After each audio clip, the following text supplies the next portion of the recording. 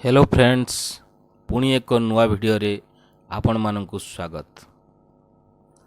आजिर topic Subhadra योजनार आवेदन तारीख, कौन कौन डॉक्यूमेंट दरकार, केबे आवेदन करिवे, किपरि करिवे एवं केउंठारे करिवे। वीडियोटी को पूरा देखिया को अनुरोध, कारण आपण पूरा न देखिले किछि जानि परिवे नाही। এই ভিডিওটি ସମସ୍ତଙ୍କ ପାଖକୁ ପହଞ୍ଚିବା ଦରକାର। ଭିଡ଼ିଓକୁ ଗୋଟେ ଲାଇକ୍ କରିବାକୁ ଭୁଲିବେ ନାହିଁ। କେହି ଯେପରି ବଞ୍ଚିତ ନ ହୁଅନ୍ତି ସେଥିପାଇଁ ସେୟାର କରିବାକୁ ଜମାରୁ ଭୁଲିବେ ନାହିଁ। ଏବଂ ଓଡ଼ିଶାର ସବୁ ପରିବାର ସୁଭଦ୍ରା ଯୋଜନାରେ ଭାଗ ନେବା ଦରକାର। ପ୍ରତ୍ୟେକ ଗରିବ ପରିବାରଙ୍କୁ ଏହି ଯୋଜନା ମିଳିବା ଦରକାର। ଚାଲନ୍ତୁ ଆଜିର ଭିଡ଼ିଓ ଷ୍ଟାର୍ଟ କରିବା। এই যোজনাରେ ଆବେଦନ କରିବା ପାଇଁ କ'ଣ କ'ଣ ଡକୁମେଣ୍ଟର ଆବଶ୍ୟକତା ରହିଛି ଚାଲନ୍ତୁ ଦେଖିବା। ପ୍ରଥମେ ଆଧାର କାର୍ଡ଼, ଦ୍ୱିତୀୟରେ ବ୍ୟାଙ୍କ ବୁକ୍, ତୃତୀୟରେ ଆଡ୍ରେସ୍ ପ୍ରୁଫ୍, ଚତୁର୍ଥରେ ମୋବାଇଲ ନମ୍ବର, ପଞ୍ଚମରେ ପାସପୋର୍ଟ ସାଇଜ୍ ଫଟୋ, ଷଷ୍ଠରେ ଇନକମ୍ ସାର୍ଟିଫିକେଟ୍ ଏବଂ ଶେଷରେ ରେସନ କାର୍ଡ଼। प्रथम मु स्टार्ट करुच्ची रेशन कार्ड विषय। गोटे जिनस मु एठारे आपण मानकु कहीदेवा को चाहूँगी जे गोटे रेशन कार्ड रे सपोज दुई जनकर नाम थाए, यथा सासू एवं बहु। बहुर बयस 59 वर्ष रु अधिक होता है, ताहले केवल बहु ना रे आपण आवेदन करिपारिबे। जदि शाशुर बयस 40 रु 59 बयस भितर होता है, ताहले तांकर राशन कार्ड अलगा करी नुआ राशन कार्ड बने सारिला परे आपण आवेदन करि पारिबे। ये थिला रेशन कार्ड बाबद रे सूचना। एवं तापरे मु कहिबी इनकम सर्टिफिकेट बाबद रे। इनकम सर्टिफिकेट समस्त गोटे चिंताधारा जे कि इनकम सर्टिफिकेट प्रथमे बाहर करदवा, कारण सेतेबेले आमको इनकम सर्टिफिकेट काढ़िया पई बहुत समय लागिबो। लोक माने बहुत परिमाण रे इनकम सर्टिफिकेट आवेदन करिथवारु गोटे इनकम सर्टिफिकेट पई 10 रु 12 दिन लागि जाउथिला। एबे किंतु 2 रु 3 दिन भितरे बाहर करा जाउछि। सेथि पई इनकम सर्टिफिकेट पई केही बेसी चिंतित रुहंतु नाही, कारण प्रथमे इनकम सर्टिफिकेट अप्लाई कला बेलकु आमको 10 रु 12 दिन लगी जाउथला इनकम सर्टिफिकेट बाहर करिया पई। किंतु एबे केवल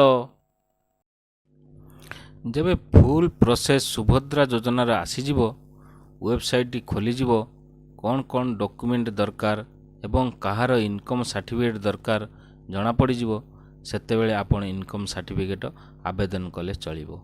ये रहिला इनकम सर्टिफिकेट बाबद रे। तापर रहिला एड्रेस प्रूफ। किछि लोक कहउचंती जे कि रेसिडेंट सर्टिफिकेट कहार बाहर करने को पड़ो। मु एठारे कहबाकू चाहिए जे रेसिडेंट सर्टिफिकेट नहले भी चलिबो, कारण जा पाखरे voter ID card, PAN card और आधार कार्ड एवं इलेक्ट्रिक बिल अच्छी तार रेसिडेंट नहले भी चलिबो। शेषर गोटे भेरी इंपोर्टेंट कथा कहबाकू चाहिए जे आपणको आधार रे जो ना अच्छी से ना जेमिति बैंक अकाउंट रे थिबा दरकार, कारण नाम मिसमैच हेले बहुत प्रॉब्लम हेई पारे। आउटे कथा हला डीबीटी। आपण सुनिथिबे डीबीटी सिस्टम। डीबीटी माने डायरेक्ट बेनिफिट ट्रांसफर। जे कोनोसी गवर्नमेंट रो सिस्टमेटिक बा गवर्नमेंट रो पैसा अकाउंट को आसी थाए, सेटा होची डीबीटी माध्यम रे ही आसी थाए। कारण डीबीटी जदि अकाउंट रे नथिबो बा ऑटो सीडिंग माने आधार सीडिंग जदि नथिबो, ताहले अकाउंट को पैसा आसीबो नाही। आपण माने ध्यान देई माने विशेष भाव रे मु आपण को अनुरोध करूची, प्रथमे आपण अकाउंट रे डीबीटी लिंक करे दियंतु, कारण डीबीटी नहले आपण को अकाउंट को କେବେ ବି ପଇସା ଆସିବ ନାହିଁ।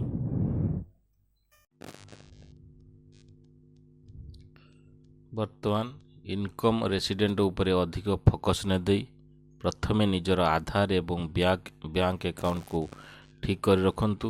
ଯଦି ଭୁଲ ଥାଏ କରେକ୍ସନ୍ କରିନିଅନ୍ତୁ, କାରଣ ସେତେବେଳେ କରେକ୍ସନ୍ କରିବା ପାଇଁ ଟାଇମ୍ ଲାଗିପାରେ।